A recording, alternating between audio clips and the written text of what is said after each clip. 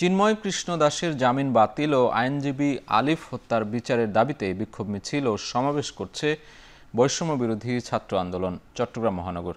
শুক্রবার জুমার নামাজের পর নগরীর আন্দরকিল্লা শাহী মসজিদ থেকে বিক্ষোভ মিছিল শুরু হয়ে প্রেস ক্লাবে গিয়ে বিক্ষোভ সমাবেশ মিলিত হয়।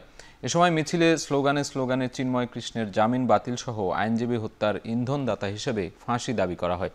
সমাবেশে বক্তারা বলেন, একজন রাষ্ট্রদ্রোহীকে জামিন দিয়ে রাষ্ট্রবিরোধী কাজ করা হয়েছে।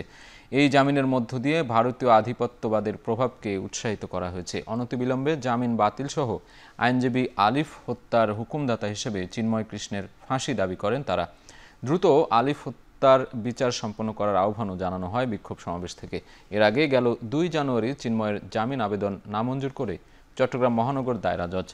এরপর হাইকোর্টে জামিন আবেদন করলে সম্প্রতি তার জামিন মঞ্জুর করে আদালত।